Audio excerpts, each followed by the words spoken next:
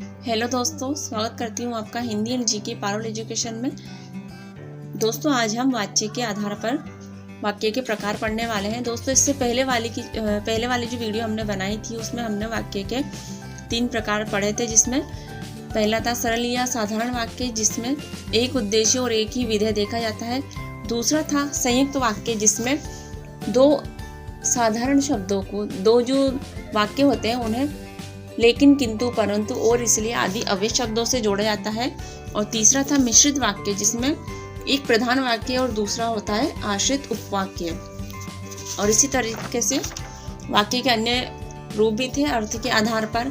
सकारात्मक हो गया, नकारात्मक, प्रश्नवाचक, संदेहवाचक, संकेतवाचक, ये जो थे वाक्य के अन्य रूप थे। तो दोस्तों, आज हम वाक्य के आधार पर वाक्य के प्रकार पढ़ने वाले हैं। तो दोस्तों, सबसे पहले हम ये जान लेते हैं कि वाच्य होते क्या हैं। कि क्रिया के जिस रूप से पता चलता है कि वाक्य में क्रिया कर्ता, कर्म या भाव के अनुसार प्रयुक्त हुई है, उसे वाच्य कहते हैं। तो दोस्तों, ये जो क्रिया का जो रूप होता है उसमें या तो एक कर्ता होता है, या फिर कर्म होता है, या फिर भाव के अनुसार ही उसकी क्रिया की जाती है। यानी कि एक जो वाक्य होगा उसमें या तो कर्ता होगा, या उसका कर्म देखा जाएगा, या फिर उसका भाव देखा जाएगा। तो ये वाच्य के आधार पर क्रिया के रूपों का पता चलता है। तो दोस्तों, इसे वाच्य कहा जाता है। जो क्रिया कर्ता, कर्म या भाव के अनुसार प्रयुक्त होती है उसे वाच्य कहा जाता है। तो आइए दोस्तों, वीडियो शुरू करते हैं कि वाच्य के आधार पर वाक्य के कितने प्रकार होते हैं। तो वाक्य के जो भेद है वाच्य के आधार पर वह कितने हैं? कृतवाच्य, कर्मवाच्य और भाववाच्य। कृतवाच्य में क्या होता है कि ये कर्ता पर आधारित होते हैं मुख्यतः। कर्मवाच्य में होता है कर्म पर आधारित। भाववाच्य में होता है भाव पर आधारित। यानी तीनों जो होता है कर्ता, कर्म और भाववाच्य, यह कर्ता पर, कर्म पर, भाव पर आधारित होते हैं। कृत, कर्म और भाववाच्य। तो दोस्तों, कृतवाच्य पढ़ते हैं हम। ऐसे वाक्य जिनमें कर्ता प्रधान होता है और कर्ता के आधार पर ही उसकी क्रिया लगाई जाती है। क्रिया उसकी कर्ता के आधार पर ही लगाई जा रही है इसमें। और ऐसे वाक्यों में क्रिया वर्तमान काल की ओर तथा कर्म भी देखा जाता है।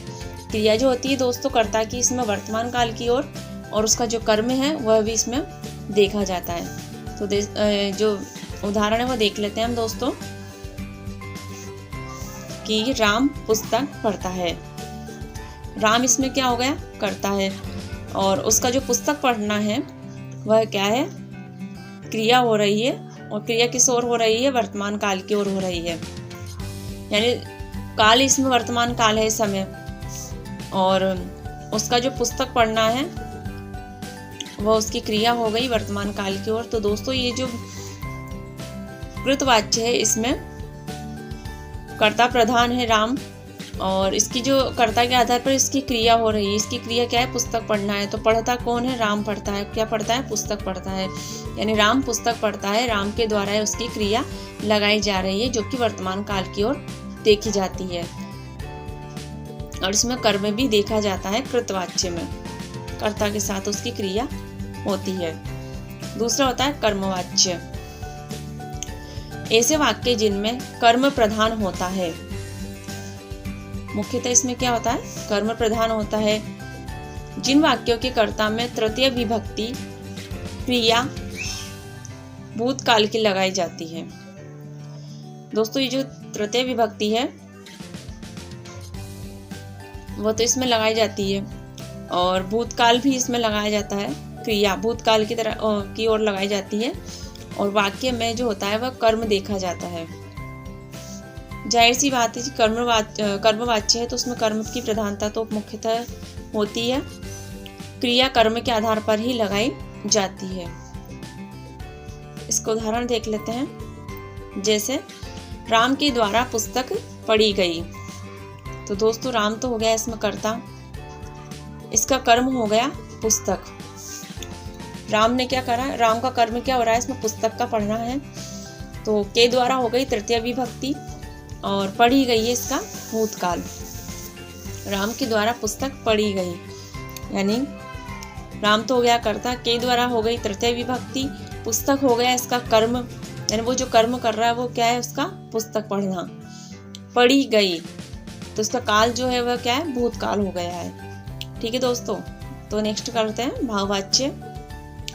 भाववाच्य ऐसे वाक्य जिनमें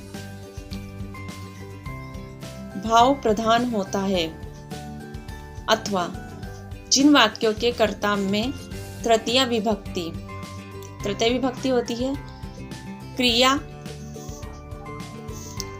तृतीय विभक्ति है, क्रिया वर्तमान काल की ओर, कर्म नहीं देखा जाता। कृतवाच्य और कर्मवाच्य में तो हमने कर्म पढ़ा था कि दोनों में कर्म आता है, कर्ता के साथ ही उसका कर्म भी देखा जाता है, लेकिन भाववाच्य में ऐसा नहीं है।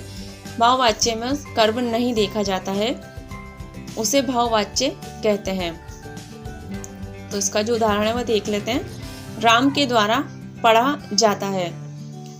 अब इसमें क्या है, जो राम है ये तो हो गया कर्ता, कर्ता इसमें भी है, कर्ताकृत और कर्मवाच्य में भी था।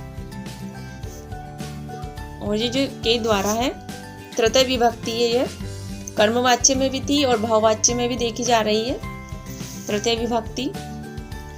और क्या है, इसमें कर्म नहीं, इसमें उन दोनों में कृतवाच्य और कर्मवाच्य में दोस्तों कर्म भी देखा गया था, लेकिन यहाँ पर उल्टा है। यहाँ भाववाच्य में कर्म नहीं देखा जाता है, उसका भाव, वाक्य जो होता है उसका भाव ही देखा जाता है कि भाव पर ही आधारित है यह वाक्य। पढ़ा जाता है, जो ये पढ़ा जाता है तो ये क्रिया क्या हो रही है, वर्तमान काल की ओर है। कृतवाच्य में भी क्रिया वर्तमान काल की ओर थी और कर्मवाच्य में जो क्रिया थी वह भूतकाल की ओर थी। यानी कृतवाच्य और भाववाच्य की जो क्रियाएं होंगी वह वर्तमान काल की ओर होंगी और कर्मवाच्य की जो क्रिया होगी वह भूतकाल की ओर देखी जाती है, भूतकाल की क्रिया उसमें लगाई जाती है। तो दोस्तों